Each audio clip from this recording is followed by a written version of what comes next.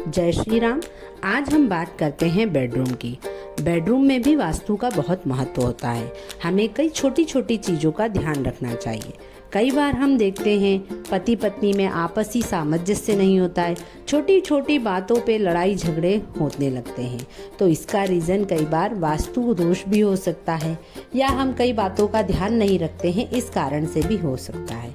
पहला, ध्यान रखिए आप अपने बेडरूम को हमेशा साफ सुथरा रखिए।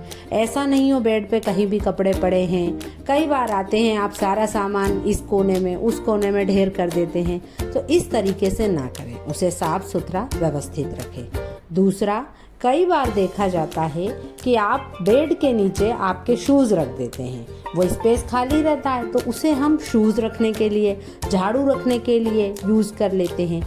अगर आप ऐसा करते हैं तो ये आप दोनों के बीच में आपसी मतभेद पैदा करने का कारण बन सकता है, या आपके बीच में कॉन्फ्लिक्ट, लड़ाई झगड़े क्रिएट कर सकता है। तो आप शूज़ को बेड के नीचे ना रखें। तीसरा, कई बार आपने सुना होगा कि बेडरूम में मिरर नहीं होना चाहिए। ऐसा नहीं है। आपका अगर ड्रेसिंग एरिया बेडरूम में है तो उसे बेडरूम में नॉर्थ या ईस्ट डायरेक्शन में बनवाइए, और अगर मिरर है तो उसको ध्यान रखिए कि जो आपका बेड है उसकी पोजीशन मिरर में ना आए, इस बात का ध्यान रखें। अगर ऐसा है तो जब आप लेटे तो उसके ऊपर आप मिरर को ढक कर रखिए। चौथा, कई बार आप आपके घर के जो बुजुर्ग लोग होते हैं जिनकी डेथ हो गई है, या कई देवी देवता होते हैं, उनकी फोटो आप बेडरूम में लगाते हैं, तो ऐसा न करें।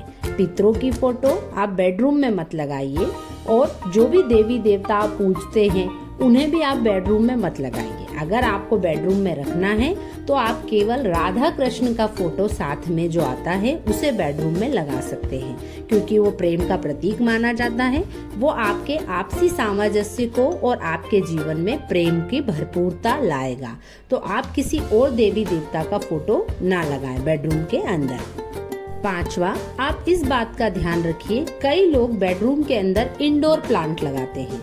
तो जब आप प्लांट लगाएं तो उसमें कोई भी कांटे वाले पौधे, जैसे आजकल कैक्टस काफी प्रचलन में आ गया है, छोटे छोटे कैक्टस आने लग गए हैं, तो कैक्टस या कोई भी कांटे वाला पौधा जो हो वो आप आपके बेडरूम में ना लगाएं। अगला, आप इस बात का ध्यान रखिए कि आपके जो सोने की डायरेक्शन हो वो इस तरीके से हो कि आपका जो सर हो वो दक्षिण दिशा में हो, वो आपके पांव उत्तर दिशा में हो। अगर आप इस तरीके की पोजीशन में सोते हैं तो चुंबकीय प्रवाह भी साइंटिफिकली सही रहता है, जिससे आपको शांतिपूर्ण ढंग से एक अच्छी और गहरी नींद की प्राप्ति होती है। इस बात का आप जरूर ध्यान रखिए। आप इस बात का ध्यान रखिए कि जो आपका बेड हो वो दीवार से बिल्कुल चिपका हुआ ना हो। कई बार हम क्या होता है, दीवार से बिल्कुल सटा के बेड डाल देते हैं, तो वहाँ पे 4 से 5 इंच का गैप होना चाहिए।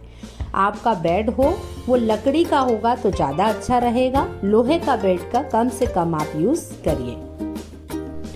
आप बेडरूम के अंदर लाइट कलर्स का, पिंक, वाइट, क्रीम, इस तरीके के कलर्स का यूज़ करिए।